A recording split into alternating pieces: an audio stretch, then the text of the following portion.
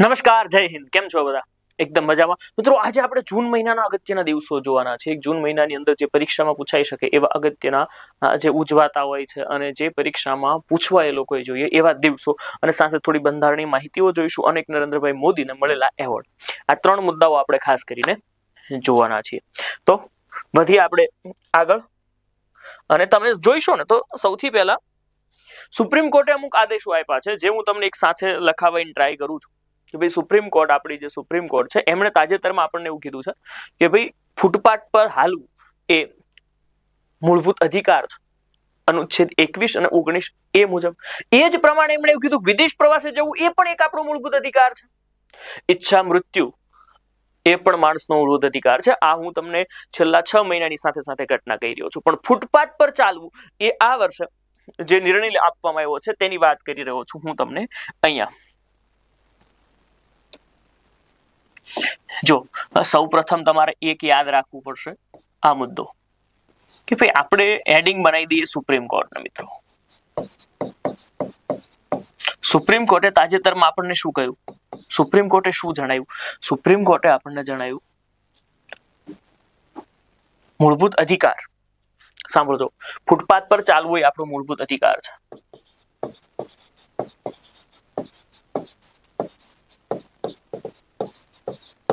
એ શું છે? મૂળભૂત અધિકાર છે.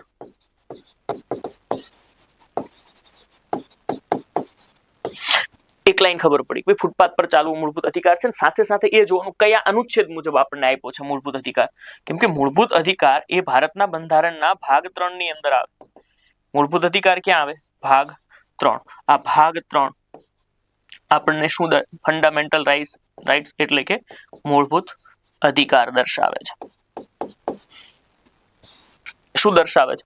મૂળભૂત અધિકાર. અને આ જે મૂળભૂત અધિકારની વાત કરવા જઈએ તો મૂળભૂત અધિકાર અનુચ્છેદ 12 થી શરૂ કરી અને 36 સુધી આવે છે. ક્યાંથી ક્યાં સુધી આવે છે? અનુચ્છેદ 12 થી શરૂ કરી અને ક્યાં સુધી તમને જોવા મળશે? અનુચ્છેદ 36 સુધી તમને ખાસ કરીને જોવા મળશે આ મૂળભૂત અધિકાર. પછી બીજા નંબર, મૂળભૂત અધિકારોની અંદર આ ફૂટપાથ પર ચાલવું એ મૂળભૂત અધિકાર છે એવું આપણને અનુચ્છેદ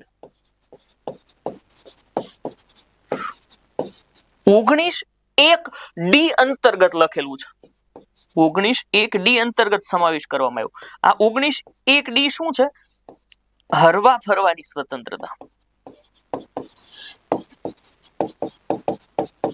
હરવા ફરવાની સ્વતંત્રતા. અને સાથે સાથે તમે યાદ રાખજો, આપણે બીજા એક થિયરીને સમજશું અહીંયા. હરવા ફરવાની સ્વતંત્રતા અને અનુચ્છેદ 21. અને સાથે અનુચ્છેદ બીજો કયો અનુચ્છેદ આવશે? તો કે ભાઈ અનુચ્છેદ 21 જીવન જીવવાનો અધિકાર.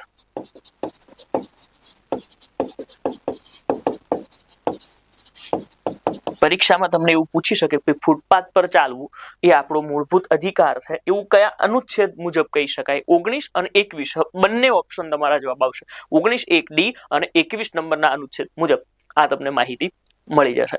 આટલું ખબર પડી? ચાલો આગળ વધીએ છીએ. સાહેબ, આમાં PS નરસિમ્હા અને AS ઓકા બે સુપ્રીમ કોર્ટના ન્યાયાધીશ હતા જેમણે નિર્ણય લીધો. એટલે કે ભાઈ જજ કોણ હતા? જજ તો મેં તમને કીધું એમ કોણ? નરસિમ્હા અને PS ઓકા. આ બેના નામ તમે થોડા યાદ રાખી લેજો. નરસિમ્હા અને સાથે ઓકા.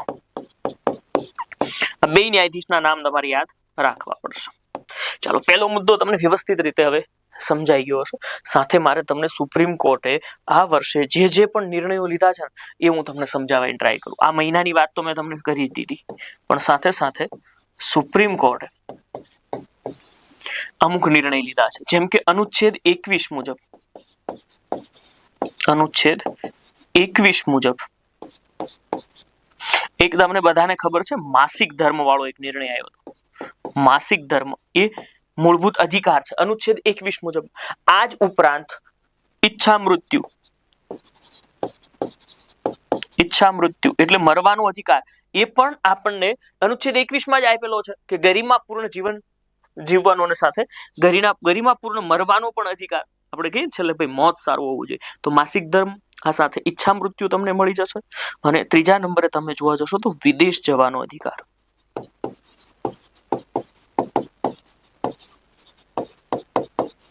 હું જો માસિક ધર્મની વાળી વાત કરું ને તો આ કેસ અથવા પીએલ ડોક્ટર જયા ઠાકુરે રજૂ કરી હતી. કોણે રજૂ કરી હતી? જયા ઠાકુરે. અને આના અંદર તમને બધાને ખબર છે ફરજિયાત સેનિટરી પેડ હાજર કરાવવા પડશે.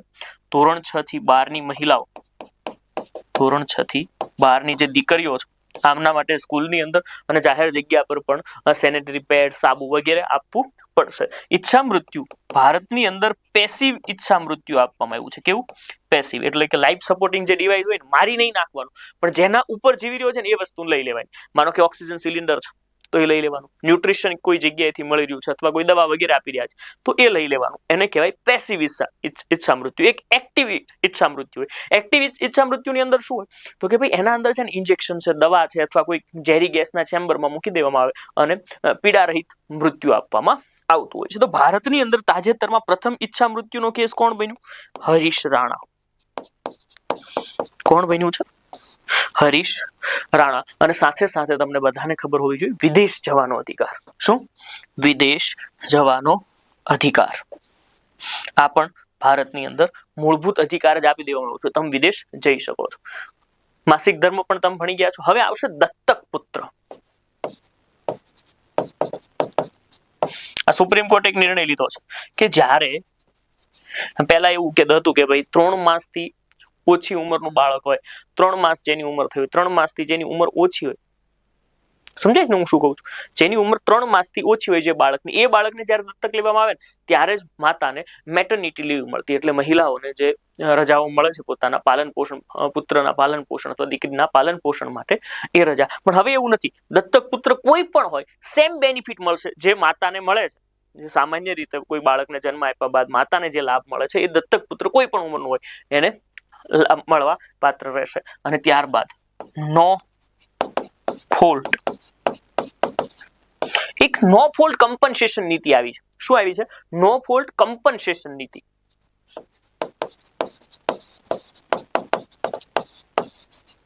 સરકારે એવું કીધું છે કે ભાઈ કોઈ વ્યક્તિને, માની લો કે કોઈ વ્યક્તિને કોરોનાની રસી આપવામાં આવી અને એ રસીના કારણે એ માણસનું મૃત્યુ થઈ ગયું છે, એવું આપવામાં આવ્યું તો સરકારે આમાં ઈરાદો ખરાબ નહોતો. સરકારે કોરોનાથી બચવા માટે આપી હતી. એની કોઈ આડઅસર નીકળી તો એમાં સરકાર કંઈ ન કરી શકે. એટલે કોઈ પણ રસીના કારણે ભવિષ્યમાં પણ કંઈ થશે તો એ કમ્પન્સેશન આપવામાં આવશે નહીં એનું. એ પણ તમે એક યાદ રાખજો. એઆઈ ના ઉપયોગ પર પ્રતિબંધ આપતો એક રૂલ્સ આવ્યો 2026 નો. એ 2026 ની અંદર કેટલો તમે એઆઈ નો ઉપયોગ કરી શકશો. આર્ટિફિશિયલ ઇન્ટેલિજન્સ નો સાહેબ ન્યાયના કોઈ પણ ન્યાય આપતા સમય કોઈ પણ રીતે તમે એઆઈ નો ઉપયોગ નહીં કરી શકો. એઆઈ ક્યારેય માનવનું સ્થાન નહીં લઈ શકે. એઆઈ ક્યારેય જજનું સ્થાન નહીં લઈ શકે. કહેવાનો મતલબ એ છે. તમે કોઈ ફાઇલ તૈયાર કરાવી શકો એઆઈ પાસેથી, તમે વકીલ છો તો, પણ એ વકીલે જણાવવું પડશે કે આ એઆઈ આધારિત હતું. આ ઉપરાંત સિક્કિમ ન્યાયપાલિકા, એક યાદ રાખજો, સિક્કિમ ન્યાયપાલિકા ભારતની અંદર સંપૂર્ણ પેપરલેસ થઈ ગઈ છે. શું થઈ ગઈ છે? સંપૂર્ણ પેપરલેસ ન્યાયપાલિકા થઈ ચૂકી છે. સંપૂર્ણ પેપરલેસ કોણ થઈ ગયું છે? સિક્કિમ ન્યાયપાલિકા. આ પણ એક સાથે તમે યાદ રાખી લેજો. સાથે સુપ્રીમ કોર્ટના અંદર જજની સંખ્યા જે 33 હતી તે વધારી અને કેટલી કરી નાખી છે? 37 કરી છે. આ જજની સંખ્યા, સુપ્રીમ કોર્ટના જજની સંખ્યા જે 33 હતી આ 33 થી વધારીને કેટલી કરી નાખવામાં આવી છે?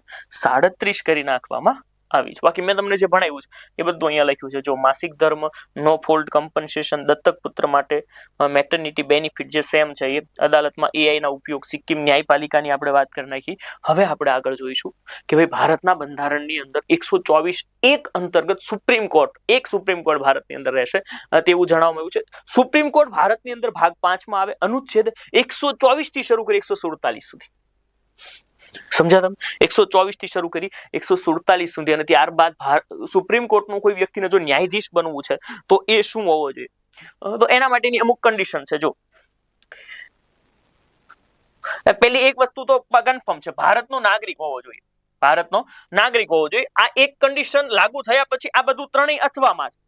આ ત્રણમાંથી કોઈ એક હોવું જોઈએ. દાખલા તરીકે 5 વર્ષ હાઈકોર્ટની અંદર ન્યાયાધીશ તરીકે વિતાવી ચૂક્યો હોવો જોઈએ, પછી 10 વર્ષનો તેને હાઈકોર્ટની અંદર વકીલ તરીકેનો અનુભવ હોવો જોઈએ, અને ત્રીજું આ ત્રણેય અથવામાં છે, આ નહીં તો આ નહીં તો આ કોઈ એક હોઈ શકે, તો પણ રાષ્ટ્રપતિના મતે એ શું હોવો જોઈએ? કાયદાવિદ હોવો જોઈએ. કોની ગણતરીમાં?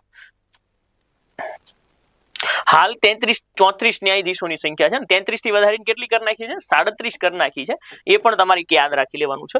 નિવૃત્તિની વય મર્યાદા 65 વર્ષ, 5-6 વર્ષ અથવા 65 વર્ષ જે વહેલું પૂરું થાય તે હાલ આપણા 53માં મુખ્ય ન્યાયાધીશ કોણ છે? તો જસ્ટિસ સૂર્યકાંત. મેં તમને જે ભણાવ્યું છે એ હું તમને અહીંયા એક પેજની અંદર લખી દઉં છું, એટલે તમને થોડી વધારે મજા આવી જાય. જો આપણું સુપ્રીમ કોર્ટ છે ને એ ભાગ 5 ની અંદર આવે છે.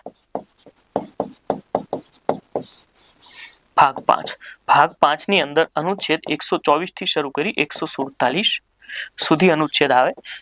સુપ્રીમ કોર્ટની રચના અનુચ્છેદ 124(1) અંતર્ગત છે. 124(1) અંતર્ગત જોવા મળશે. ભારતમાં એક સુપ્રીમ કોર્ટ હોવી જોઈએ. હાલ ન્યાયાધીશની સંખ્યા કેટલી છે? 1+33 હતું, એ 1+ કેટલા કરી નાખ્યા? 37 કરી નાખ્યા છે, એટલે એ 38 ગણાશે. હાલ આપણા 53માં ન્યાયાધીશ કોણ છે? 53માં ન્યાયાધીશ કોણ છે? મુખ્ય ન્યાયાધીશ ચીફ જસ્ટિસ ઓફ ઇન્ડિયા કોણ છે? જસ્ટિસ સૂર્યકાંત જોવા મળે છે તમને. કોણ જોવા મળશે? જસ્ટિસ સૂર્યકાંત જોવા મળી જશે. ન્યાયાધીશ 1+37. રચનાની વાત કરીએ તો 124(1) ભાગ 5 અંતર્ગત તમને જોવા મળશે. આ ઉપરાંત આપણે આગળ વધીએ તો તમને બીજું શું જોવા મળશે? કોઈ વ્યક્તિને સુપ્રીમ કોર્ટનો ન્યાયાધીશ બનવું છે તો પહેલી કન્ડિશન એ ભારતનો શું હોવો જોઈએ? ભારતનો નાગરિક હોવો જોઈએ. શું હોવો જોઈએ? ભારતનો નાગરિક હોવો જોઈએ. આ એક કન્ડિશન. બાકી બધું અથવામાં 5 વર્ષ હાઈકોર્ટની અંદર જજ અથવા 10 વર્ષ વકીલાત કરેલી હોવી જોઈએ હાઈકોર્ટની અંદર, અથવા રાષ્ટ્રપતિના મતે શું હોવો જોઈએ? કાયદાવિદ હોવો જોઈએ. આમાંથી કોઈ એક વસ્તુ હોય તો કામ થઈ જશે. સુપ્રીમ કોર્ટના ન્યાયાધીશની સેવા નિવૃત્તિ 65 વર્ષ. કેટલી? 65 વર્ષ અથવા 6 વર્ષ, જે વહેલું તે પહેલું. સમજી ગયા? આટલી વસ્તુ તમારા માટે સુપ્રીમ કોર્ટની અંદર હતી. એ બધું અહીંયા લખેલું તમને જોવા મળી જશે. જો તાજેતરમાં ચર્ચામાં રહેલ ફૂટપાથ પર ચાલવાનો અધિકાર બંધારણના કયા અનુચ્છેદ હેઠળ મૂળભૂત અધિકાર છે? ફૂટપાથ પર ચાલવું એ અનુચ્છેદ 21 અને 19(1)d. આ પણ તમારી સાથે યાદ રાખવાનું ઓપ્શન નથી, એટલે 21 આપણે પસંદ કરવું પડે. સમજ્યા? હવે બીજા નંબર પર આવે છે. બીજા નંબર પર તમારી સામે જે મુદ્દો આવે છે એ છે સિપ્રી રિપોર્ટ. સિપ્રી રિપોર્ટ 2026. સિપ્રી વિશે જે કઈ માહિતીઓ છે આપણી પાસે એ બધી હું તમને અહીંયા સાથે આપવાની ટ્રાય કરી દઈશ કે ભાઈ સિપ્રી શું કહી રહ્યું છે. તો સિપ્રીએ તાજેતરમાં 2026નો એક રિપોર્ટ આપ્યો છે અને એના અંદર એવું કીધું છે કે ભારત પાસે કુલ 190 પરમાણુ હથિયાર છે. કેટલા? 190 પરમાણુ હથિયાર છે, અને એના અંદરથી એક્ટિવ એટલે બોર્ડર પર તૈનાત છે 12. આ તૈનાત હોવાનો ઉલ્લેખ સિપ્રીએ પહેલી વખત કર્યો છે. સિપ્રી એટલે શું? તો કે Stockholm International Peace Research Institute આને કહેવામાં આવે છે. સિપ્રીએ શું કીધું છે? ભારત પાસે કુલ 199 પરમાણુ હથિયાર છે, જેના અંદર એક્ટિવ મોડની અંદર 12 છે, અને આ 190 પરમાણુ હથિયાર થતા ભારતે પાકિસ્તાનને પાછળ છોડી દીધું છે. વિશ્વમાં કુલ 9 દેશો પાસે પરમાણુ હથિયાર છે, આ પણ એમણે જાણ કરી છે, અને એમાં સૌથી વધારે રશિયા પાસે પરમાણુ હથિયાર છે. ભારત પાસે એક્ટિવ કેટલા છે? 12. હા, મને તમને ખબર પડી આજે કે ભારત પાસે કેટલા? તો કે 12 પરમાણુ હથિયાર એક્ટિવ મોડની અંદર છે. ગયા વર્ષે 180 હતા, આ વર્ષે 10નો વધારો થયો છે, અને આપણે પાકિસ્તાનને પાછળ છોડી દીધું છે. તો સિપ્રી વિશે હું અમુક માહિતીઓ તમને લખાવું છું.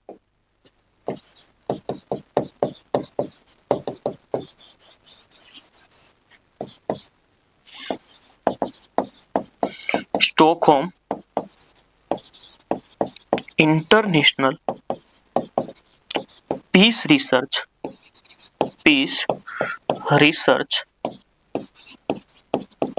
Institute Stockholm International Peace Research Institute. આમણે શું કીધું? પરમાણુ સક્ષમ દેશ. પરમાણુ સક્ષમ દેશ કેટલા છે? 9 દેશો પરમાણુ સક્ષમ છે. ભારતનો સમાવેશ થાય છે? તો કે હા, ભારત પાસે 190 પરમાણુ હથિયાર છે. કેટલા? 190. આમાંથી તૈનાત થઈ શકે તે તૈનાત કેટલા છે? 12 છે. તો આ યાદ રાખવાનું છે. અને સાથે સાથે આપણે જાણ કરી છે પ્રથમ છે રૂસ અથવા રશિયા. રશિયા તમને પહેલા ક્રમ પર જોવા મળી જવાનું છે. રશિયા કયા ક્રમ પર જોવા મળવાનું છે? પહેલા ક્રમ પર જોવા મળી જવાનું. તમે કહેશો કે સાહેબ સમજાઈ ગયું. હવે આગળ જો સૈન્ય ખર્ચની જ્યારે વાત આવે ને, સૈન્ય ખર્ચ આ વર્ષે સિપ્રીએ અલગ અલગ બીજા રિપોર્ટ આવ્યા છે. સૈન્ય ખર્ચની અંદર ભારતનું સ્થાન 5મું છે. સૈન્ય ખર્ચની અંદર ભારતનું સ્થાન કેટલામું છે? 5મું છે. અને હથિયાર આયાતની જ્યારે વાત આવે કે ભાઈ હથિયાર આયાત ભારત કેટલા કરે છે, તો હથિયાર આયાતની અંદર ભારતનું સ્થાન કેટલામું છે? 2nd. એટલે કે બીજું સ્થાન છે હથિયાર આયાતમાં. સમજાણું? મુદ્દા બસ મેં તમને જે લખાવ્યું છે અહીંયા લખ્યું છે. પહેલા નામે જો Stockholm International Peace Research Institute 190 એમાંથી ઓપરેશનલ પરિસ્થિતિની અંદર કેટલા છે? 12. સૈન્ય ખર્ચમાં 5મું સ્થાન વિશ્વમાં છે અને બીજું સ્થાન સૌથી વધુ હથિયાર આયાત કર્યું છે. પહેલા નંબર અહીંયા હથિયાર આયાત કરવામાં યુક્રેન છે. ઓકે, વધીએ. સિપ્રી રિપોર્ટ 2026 અહીંયા 26 આવશે. 2026 અનુસાર પરમાણુ હથિયાર ધરાવતા દેશોમાં ભારત પાસે કેટલા ઓપરેશનલ હથિયાર છે? 12.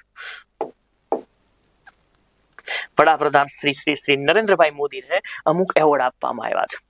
સમજ્યા? કોને? Guardian of the Blue Horizon award આપવામાં આવ્યો સેશલ્સ દ્વારા. તાજેતરમાં સેશલ્સે આ એવોર્ડ આપ્યો છે. Guardian of the Blue Horizon. Blue મતલબ પર્યાવરણની કંઈક વાત થવી જોઈએ. ગાર્ડિયન એટલે રક્ષક. પર્યાવરણની રક્ષા કરવા માટે એક એવોર્ડ આપવામાં આવ્યો છે અમને. કોને? નરેન્દ્રભાઈ મોદીને. સાહેબ શા માટે આપવામાં? સેશલ્સનો 50મો સ્વતંત્રતા દિવસ હતો. સેશલ્સનો કેટલામો સ્વતંત્રતા દિવસ હતો? 50મા સ્વતંત્રતા દિવસ નિમિત્તે મુખ્ય અતિથિ તરીકે નરેન્દ્રભાઈ મોદી હાજર રહ્યા અને ભારતના માનનીય વડાપ્રધાન શ્રી 1008 મહામંડલેશ્વર ભગવાન વિષ્ણુનો અવતાર એમને આપવામાં આવ્યો Guardian of the Blue Horizon award. તો આ એક તમે યાદ રાખી લો. બાકી હું બધા એવોર્ડ તમને લખાવું છું. સેશલ્સ કયો પુરસ્કાર આપ્યો? The Guardian of the Blue Horizon. 50મા સ્વતંત્રતા દિવસના સેશલ્સના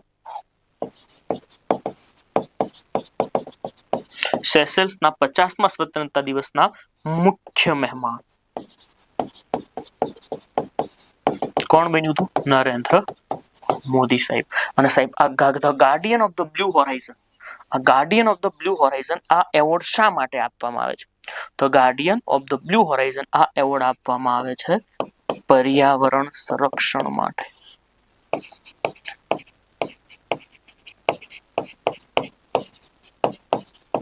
શેના માટે આપવામાં આવે છે? પર્યાવરણ સંરક્ષણ માટે. ખબર પડી? આટલી વસ્તુ તમને ખબર પડી ગઈ. હવે હું તમને અમુક નરેન્દ્ર મોદીને મળેલા અમુક મહત્વના પુરસ્કાર જણાવું છું. નરેન્દ્ર મોદીને મળેલા મહત્વના પુરસ્કાર વિશે લખાવું છું. જો સૌથી પહેલા તમારે એક એવોર્ડ યાદ રાખવાનો છે, એગ્રીકોલા એવોર્ડ. કયો એવોર્ડ? એગ્રીકોલા. જેને તમે કોકોકોલા નહીં કહી શકો. એગ્રીકોલા એવોર્ડ કોને આપ્યો? તો કે નરેન્દ્ર મોદીને આપ્યો. કોને આપ્યો? ફૂડ એન્ડ એગ્રીકલ્ચરલ ઓર્ગેનાઇઝેશન દ્વારા. ખેતીમાં સહાય કરવા માટે આ આપવામાં આવ્યો છે. Order of the white double cross. આ એવોર્ડ પણ યાદ રાખજો. શું નામ છે? Order of the white double cross. જો વ્હાઇટ એટલે સફેદ થાય તો કે હા, ક્રોસ એટલે ક આવશે તો કે હા સ્લોવાકિયા. આ એવોર્ડ કોનો છે? સ્લોવાકિયાનો.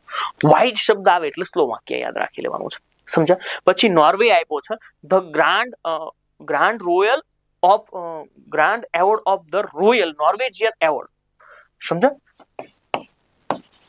The Grand Norwegian award.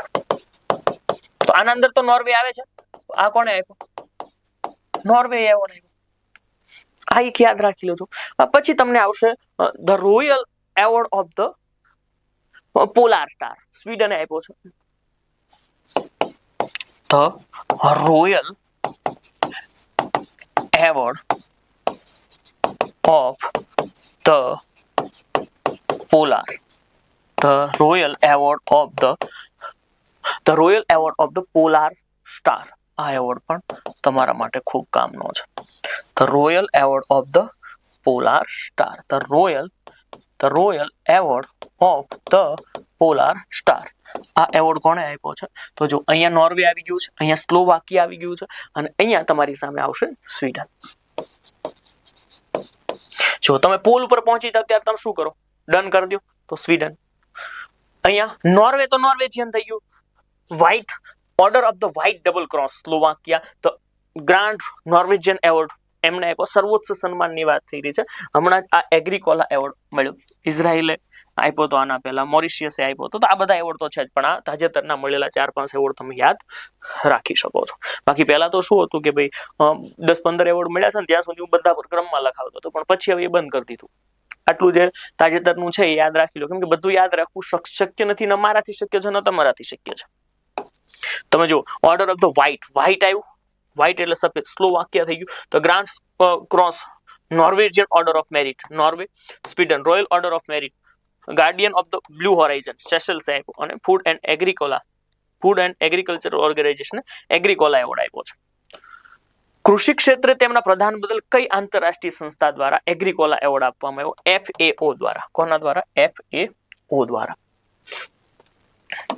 અહીંયા સુધી તમે પહોંચી ગયા છો? તમે કહેશો હા સાહેબ. હવે જો આના પછી આપણે જોવાનું છે વિશ્વ પર્યાવરણ દિવસ. વિશ્વ પર્યાવરણ દિવસની હું તમને પહેલા થોડી છે ને એ ડિટેલ આપવાની ટ્રાય કરું છું. પછી તમે આગળ ભણજો. આ વર્ષે 54મો પર્યાવરણ દિવસ ઉજવવામાં આવ્યો. સમુદ્રી પ્રદૂષણ અને સસ્ટેનેબલ કન્ઝમ્પશન આ એની થીમ રહી છે. લખાવું છું બધું, પણ પહેલા સમજો સાહેબ પર્યાવરણ દિવસ ઉજવાય છે કેમ? સ્ટોકહોમ સંમેલન 1972માં ભરાયું હતું. પર્યાવરણની પહેલું સંમેલન હતું 5 જૂન 1972. આ જ દિવસે એક સંસ્થાની સ્થાપના કરવામાં આવી હતી અને એ સંસ્થાનું નામ છે યુનાઇટેડ નેશન્સ એન્વાયરમેન્ટ પ્રોગ્રામ. આ સંસ્થાની સ્થાપના 1972માં 5 જૂનના રોજ જ થઈ. એટલે 2 ઘટનાઓ એક સાથે તમને જોવા મળી. કઈ 2 ઘટનાઓ? તો સૌથી પહેલા પર્યાવરણનું પહેલું સંમેલન સ્ટોકહોમ સંમેલન. આ સ્ટોકહોમ સંમેલન ક્યારે ભરાયું? તો કે 1972 ની અંદર ભરાયું. કઈ તારીખના રોજ ભરાયું? તો કે 5 જૂન 1972. અને આ જ તારીખે આ જ સંમેલનની અંદર એક સંસ્થાની સ્થાપના કરવામાં આવી. એ સંસ્થાનું નામ છે UNEP. તો આનું પૂરું નામ શું થાય? United Nations Environment Programme. United Nations Environment Programme. આ પૂરું નામ થાય કોનું? UNEP નું. United Nations Environment Programme. તમે કહેશો ઓકે. હવે આ સંસ્થાની સ્થાપના 5 જૂનના રોજ જ થઈ. આ સંસ્થાનું હેડક્વાર્ટર કેન્યાની અંદર નેરોબીમાં આવેલું છે. ઓકે. આ બધી હિસ્ટ્રીની વાત મેં તમને કરી કે ભાઈ આવું થયું હતું. એના કારણે આ 5 જૂનને વિશ્વ પર્યાવરણ દિવસ તરીકે ઉજવવાની શરૂઆત 1973 થી થઈ. પર્યાવરણ દિવસ ઉજવવાની શરૂઆત 5 જૂન 1972 ના રોજ આ સંમેલન ભરાયું. એટલા માટે 1973 થી આ પર્યાવરણ દિવસ ઉજવાય છે. અને 2026માં 54મો ક્રમ. આ ક્રમ કેટલામો થઈ ગયો? 54મો ક્રમ થઈ ગયો. અને આ વખતેની થીમ શું છે? સમુદ્રી પ્રદૂષણ અને સસ્ટેનેબલ કન્ઝમ્પશન. થીમ શું છે? થીમ તો કે ભાઈ સમુદ્રી પ્રદૂષણ અને સસ્ટેનેબલ સાંભળો, સમુદ્રી પ્રદૂષણ અને સસ્ટેનેબલ કન્ઝમ્પશન.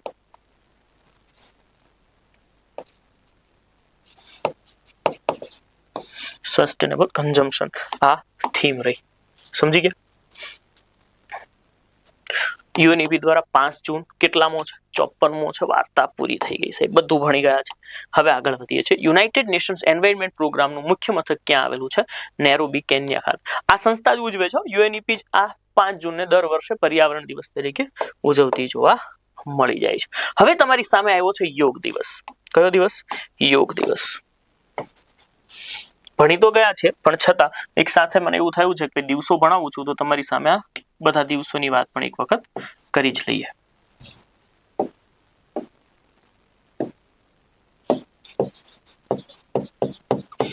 યોગ દિવસ.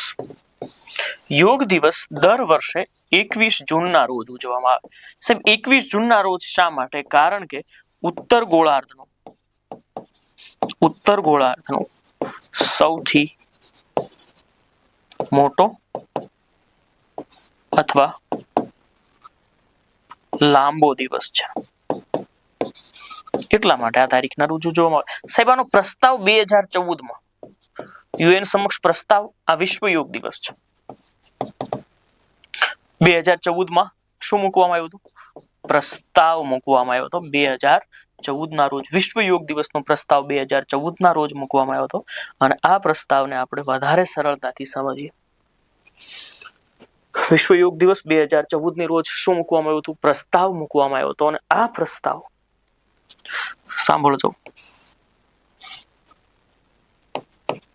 177 દેશના સમર્થનથી.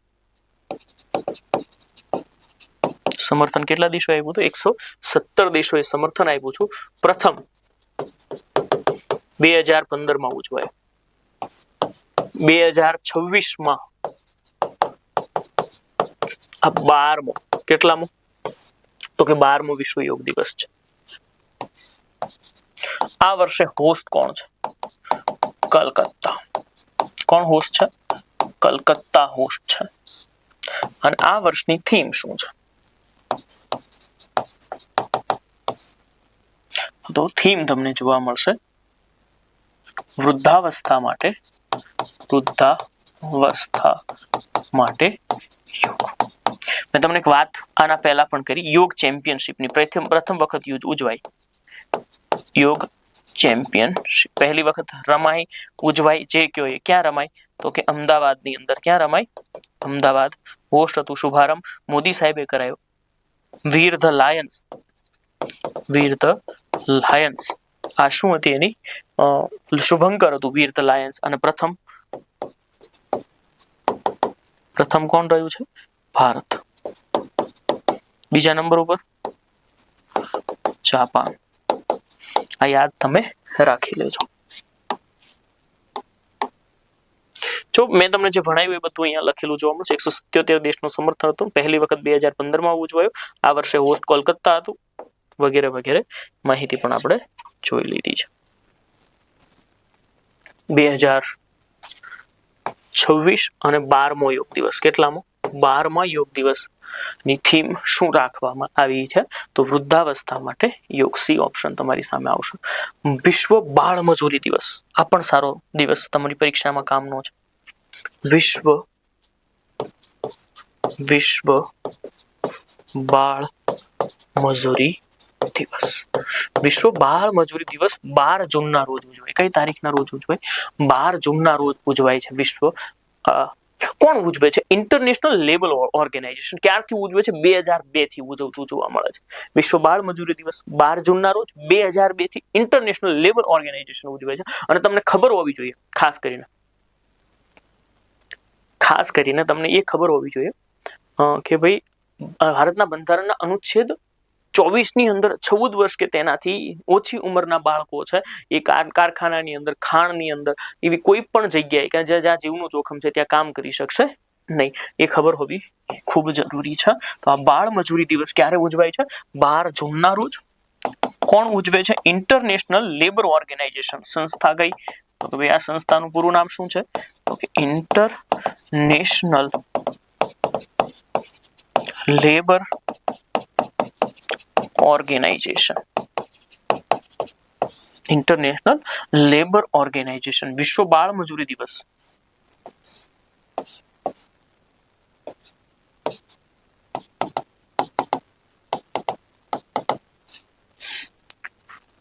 વિશ્વ બાળ મજૂરી દિવસ ઇન્ટરનેશનલ લેબર ઓર્ગેનાઇઝેશન દ્વારા ઉજવવામાં બીજા નંબર કે જે આ બાળ મજૂરી દિવસની આપણે વાત કરીએ છીએ. બાળ મજૂરી દિવસ ભારતના બંધારણનો એક તમારે અનુચ્છેદ યાદ રાખવો પડશે. એ અનુચ્છેદનું નામ છે 24 નંબર. 14 વર્ષથી ઓછી ઉંમરના બાળકો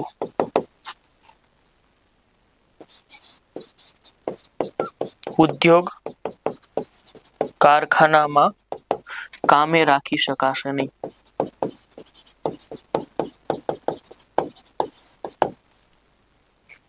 થીમ શું છે 2026ની થીમ?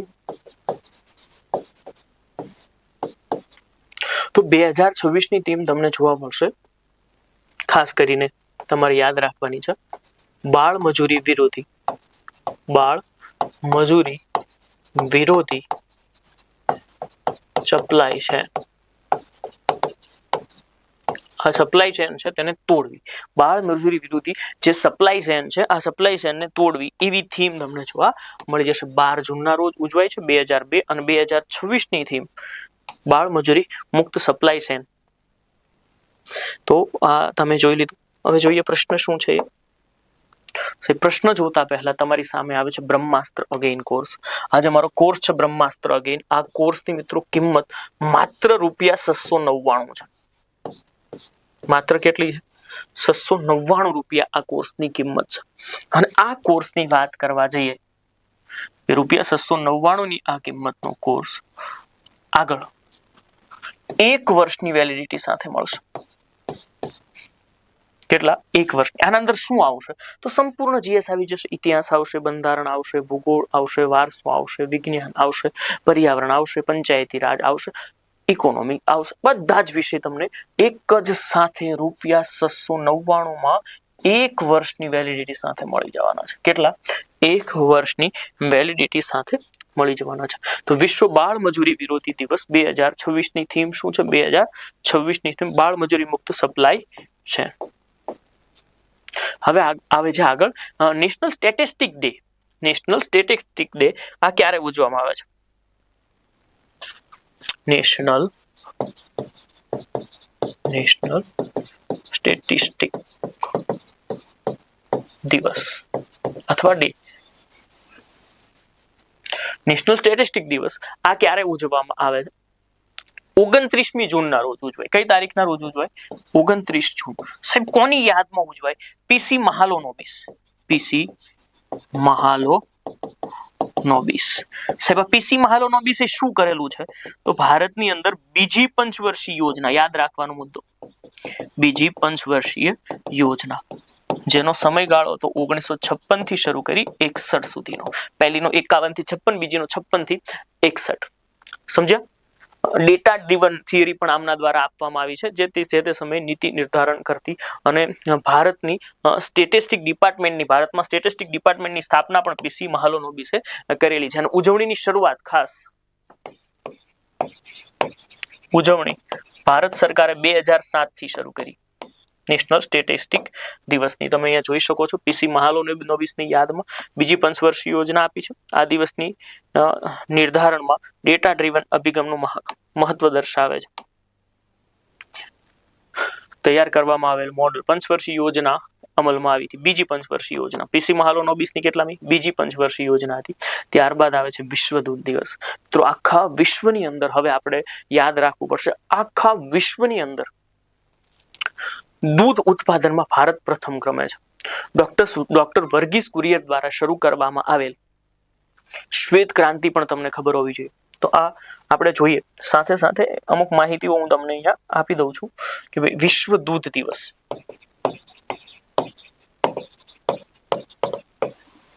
વિશ્વ દૂધ દિવસ છે ને એ 1 જૂનના રોજ ઉજવાય. કઈ તારીખના રોજ? 1 જૂનના રોજ. આ એક યાદ રાખવાનું. રાષ્ટ્રીય દૂધ દિવસ,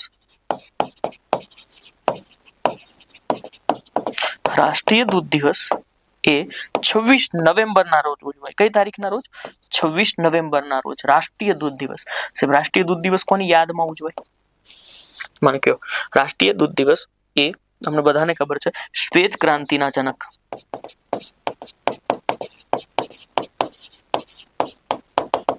ડોક્ટર વર્ગીસ કુરિયર. આ ઉપરાંત હું તમને લખાવું ને સાહેબ આણંદ. આણંદની અંદર 1965માં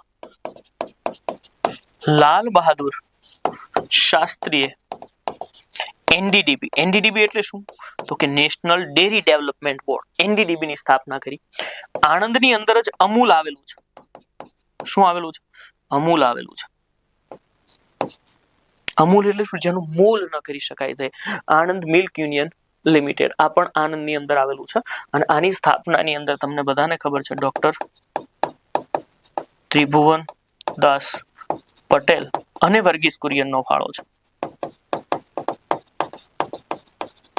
તાજેતરમાં જ આણંદની અંદર આ ત્રિભુવનદાસ પટેલની યાદમાં સહકારી વિશ્વવિદ્યાલય શરૂ કરવામાં આવ્યું. ભારતની પહેલી સહકારી વિશ્વવિદ્યાલય આ શરૂ કરવામાં આવ્યું. નામ શું છે? ત્રિભુવનદાસ પટેલ વિશ્વવિદ્યાલય. આજ આણંદને હજી આપણે જો યાદ રાખવું હોય તો આણંદની અંદર આવેલું અમૂલ વિશ્વની સૌથી મોટી, વૈશ્વિક દ્રષ્ટિએ અથવા વિશ્વની સૌથી મોટી સહકારી કંપની છે. અને સહકારી મંત્રી આપણા અમિત શાહ છે. સહકારિતા વર્ષ 2025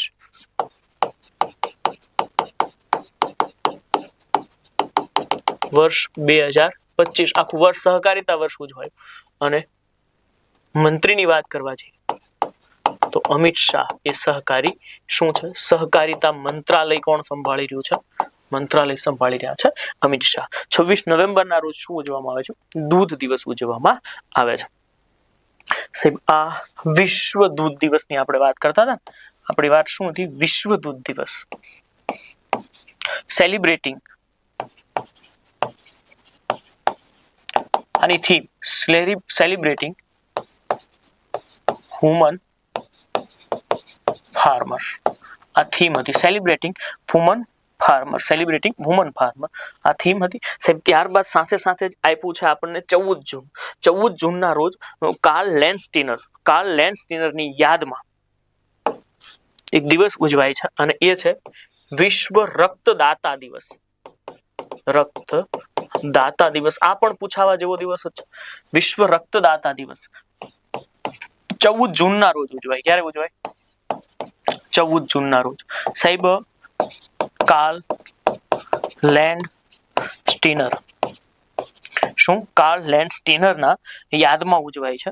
આમણે બ્લડ ગ્રુપની શોધ 1901માં 3 બ્લડ ગ્રુપની શોધ કરી હતી. કેટલા? 3 બ્લડ ગ્રુપની શોધ કરી હતી. આ 3 બ્લડ ગ્રુપ કયા હતા? એ, બી અને ઓ.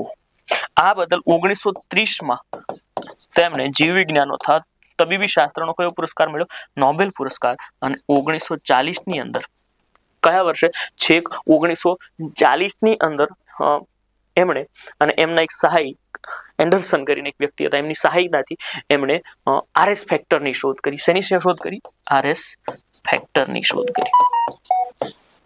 આ પણ યાદ રાખવાનું. અને સાથે સાથે લોહીની જ વાત થઈ રહી છે તો લોહીની વાત આવે ત્યારે તમારે યાદ રાખવાનું છે સર્વદાતા. સર્વદાતા એટલે જે આપે છે ઓ નેગેટિવ અને સર્વગ્રાહી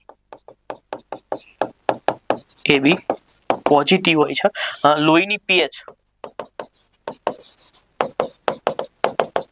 7.4 હોય છે. કેટલી હોય છે? 7.4 4. એક બોમ્બે ટાઈપ પણ HS factor, Bombay type blood group પણ આવેલું હતું ભવિષ્યમાં. રુધિર વિજ્ઞાનના સંદર્ભમાં નીચેનામાંથી કયું વિધાન? શ્વેત ક્રાંતિના જનક ડોક્ટર વર્ગીસ. રુધિર જૂથના શોધક કાર્લ લેન્સ્ટીનર. સર્વગ્રાહી O નેગેટિવ, આ સર્વદાતા છે. માનવ રુધિરનું pH મૂલ્ય 7.4 છે. અયોગ્ય કયું છે? તો આ ખોટું છે, આ ખોટું છે. કેમ કે અહીંયા શું આવશે? સર્વગ્રાહી નહીં, અહીંયા આપણે સર્વદાતા કરી નાખીએ તો સાચો જવાબ થઈ જશે. બ્રહ્માસ્ત્ર અગેઇન કોર્સ. આ ઉપરાંત તમે 2 જૂનને તેલંગાણાનો સ્થાપના દિવસ પણ યાદ રાખી શકો. 2 જૂન તેલંગાણાનો સ્થાપના દિવસ તરીકે પણ યાદ રાખી શકશો. તો બ્રહ્માસ્ત્ર અગેઇન કોર્સ મારો સ્પર્ધાત્મક પરીક્ષાનો આ કોર્સ, બધા જ GS ના વિષયનો સમાવેશ કરતો આ કોર્સ તમને મળવા પાત્ર છે માત્ર 699 રૂપિયાની અંદર, 1 વર્ષની વેલિડિટી સાથે સંપૂર્ણ અપડેટેડ માહિતી આના અંદર તમને આપવામાં આવશે. સાથે તમે દરેક ટેસ્ટ ટોપિકની ટેસ્ટ પણ આપી શકશો. જો અહીંયા મેં તમને જે મુદ્દાઓ ભણાવ્યા એ કે ભાઈ મૂળભૂત અધિકાર, ફૂટપાથ પર ચાલવું, ઈચ્છા મૃત્યુ અને વિદેશ જવાનો અધિકાર એ અનુચ્છેદ 21 અંતર્ગત તમારો મૂળભૂત અધિકાર છે. પહેલા મહિલાઓના માસિક ધર્મ, દત્તક પુત્ર માટે મેટર્નિટી લીવ, વળતરના સિદ્ધાંતો માટે નવો નિયમ, નો ફોલ્ટ કમ્પન્સેશન પોલિસી આવી ગઈ છે. AI નો ઉપયોગ ટાળવો 2026 ના નિયમો આવ્યા. સિક્કિમ ન્યાયતંત્ર એ પેપરલેસ ન્યાયતંત્ર બની ગયું છે. ભારતના બંધારણની અંદર ભાગ 5 માં અનુચ્છેદ 124A અંતર્ગત અને અનુચ્છેદ 124 થી 147 સુધી સુપ્રીમ કોર્ટની વાત કરવામાં આવી છે. સુપ્રીમ કોર્ટના ન્યાયાધીશો વિશે પણ આપણે માહિતી મેળવી છે. સિપ્રીએ શું કીધું છે? ભારત પાસે 190 પરમાણુ હથિયાર છે, તેના અંદર એક્ટિવ એટલે કે તૈનાત જોવા મળી જાય છે. નરેન્દ્ર મોદીને તાજેતરમાં સેશેલ્સે Guardian of the Blue Horizon સન્માન આપ્યું છે. 54મો વિશ્વ પર્યાવરણ દિવસ 5 જૂનના રોજ ઉજવાયો. સમુદ્રી પ્રદૂષણ અને સસ્ટેનેબલ કન્ઝમ્પશન આ એની થીમ હતી. આંતરરાષ્ટ્રીય 12મો યોગ દિવસ કોલકાતા ખાતે ઉજવાયો. થીમ શું હતી? વૃદ્ધાવસ્થા માટે યોગ. આ બધા પ્રશ્નો કામના છે. વિશ્વ બાળ મજૂરી દિવસ 12 જૂનના રોજ ઇન્ટરનેશનલ લેબર ઓર્ગેનાઇઝેશન દ્વારા ઉજવવામાં આવે છે. અને તમને કીધું એ પ્રમાણે કે બ્રહ્માસ્ત્ર અગેઇન કોર્સ 699 રૂપિયાની અંદર મળવા પાત્ર છે. નેશનલ સ્ટેટિસ્ટિક ડે PC મહાલનોબિસની યાદમાં 29 જૂનના રોજ ઉજવાય છે. વિશ્વ દૂધ દિવસ અને રક્તદાતા દિવસની વાત કરીએ તો 1 જૂનના રોજ. અહીંયા આપણે આ લેક્ચરને અટકાવીએ છીએ મિત્રો, અને મળીએ આવતીકાલે રાત્રે 9 વાગે. આવતીકાલે આપણે મળીએ છીએ આ જ રીતે રેકોર્ડેડ લેક્ચર સાથે. પણ એક વસ્તુ તમને સાથે કહી દઉં, રવિવારે સંપૂર્ણ જૂનના પહેલા વીકને વાગોળવા માટે આપણે મળવાના છીએ. જુલાઈના પહેલા વીકને, જૂનના અંતિમ દિવસો અને જુલાઈના શરૂઆતના દિવસો આપણે રવિવારે મળવાના છીએ. શેના માટે મળવાના છે? તો ભાઈ રવિવારે આપણે ખાસ કરીને ભેગા થવાના છે. આ જે જુલાઈ મહિનો છે તેનું પહેલું વીક, આખું જ વીક 6-7 દિવસનું કરંટ અફેર એક જ સાથે એક દિવસમાં હું તમને ભણાવી દઈશ, અને બાકી આ રીતે આપણી સિરીઝ ચાલતી રહેશે. જય હિન્દ, જય ભારત.